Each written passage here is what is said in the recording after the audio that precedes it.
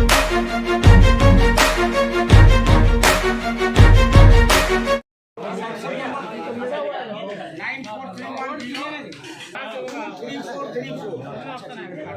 आप तमाम पत्रकार बंधुओं का शुक्रिया, धन्यवाद। आप लोगों ने समय दिया।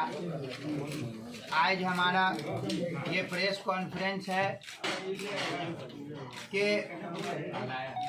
जब से आज़ाद हुआ मुल्क, अल्पसंख्यक समुदाय ने सेकुलर पार्टियों को वोट दिया और सेकुलर पार्टियों के नेताओं को अपना नेता माना, लेकिन अल्पसंख्यकों को जो अधिकार मिलना चाहिए था वो किसी ने नहीं दिया। हम लोगों के नेता दिवंगत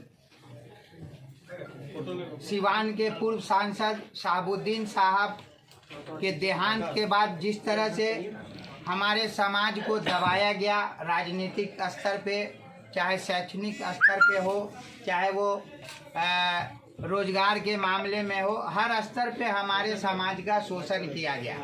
अभी हाल में जातिगत जनगणना की जो रिपोर्ट आई है, माननीय मुख्यमंत्री नीतीश कुमार जी ने उस रिपोर्ट को सार्वजनिक किया है, जिसमें जो हमारी आबादी दिखाई गई है, अगर हम सरकार का ही मान लेते हैं तो 18% के आसपास होता है, जबकि इसमें भी कहीं ना कहीं धोखा है।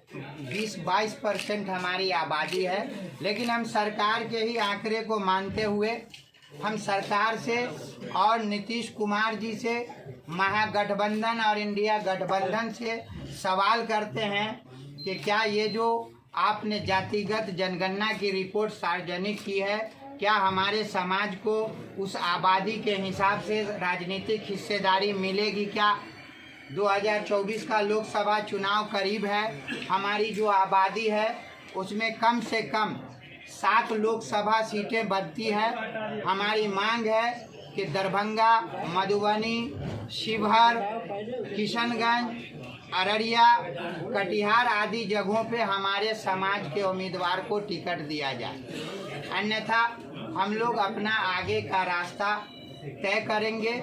और तय किसके नेतृत्व में करेंगे, जो सबसे अहम बिंदु है आज के प्रेस कॉन्फ्रेंस का, आपने देखा होगा 28 नवंबर को कि दिवंगत शहाबुद्दीन साहब की पत्नी मोहतरमा हिना साहब सिवान से चल करके गोपालगंज, मोतिहारी, मुजफ्फरपुर, समस्तीपुर होते हुए दरभंगा पहुंची थी। हजारों गाड़ियों का काफिला था और बिहार के लोगों ने जिस तरह से, हम लोगों ने भी उनको अपना नेता स्वीकार किया है और उनके नेतृत्व में 2024-2025 का चुनाव हम लोग उनके आदेश और उनके नेतृत्व में लड़ेंगे, देखेंगे और अपनी हिस्सेदारी की बात करेंगे। जल्द ही दरभंगा के बाद हम पटना राजधानी में अपने अधिकार की मांग करेंगे और वो मोहतरमा हिना साहब के नेतृत्व में करेंगे। और ये हम खुलेआम जो भी तथाकथित सेकुलर पार्टियां हैं जिन्हें हमने थोक में वोट दिया और जितनी तादाद में हमारे लोगों को असेंबली जाना चाहिए, पार्लियामेंट जाना चाहिए, वो नहीं गए। जिस पार्टी के, जिस समुदाय के नेता हैं वो सिर्फ अपने समुदाय के लोगों को असेंबली और पार्लियामेंट भेज रहे हैं। लेकिन अब चूँकि लगातार हमारे समाज का शोषण हो रहा है, चाहे वो शैक्षणिक स्तर पे हो, सामाजिक हो, सियासी हो, हम इसे बर्दाश्त नहीं करेंगे। और मोहतरमा हिना साहब के नेतृत्व में 2024 में भी हम लोकसभा में जितनी हमारी आबादी दिखाई गई है उतनी हिस्सेदारी जब तक हमें नहीं मिलेगी, हम किसी सेकुलर पार्टी को अपना बंधुआ मजदूर बन करके वोट देने नहीं जा रहे हैं। जो हमारी आबादी दिखाई गई है, अगर उस सम्मान में हमें टिकट नहीं मिलता है तो हम 2025 में पूरे बिहार में घूमेंगे, हिना साहब के नेतृत्व में घूमेंगे, ओसामा साहब के साथ घूमेंगे और हम नया रास्ता, नया समीकरण अपने समाज के साथ साथ दलित और जो समाज का सबसे निचले स्तर के जो लोग हैं जिनका शोषण हो रहा है उनको लेकर के बिहार में एक नया समीकरण बनाएंगे।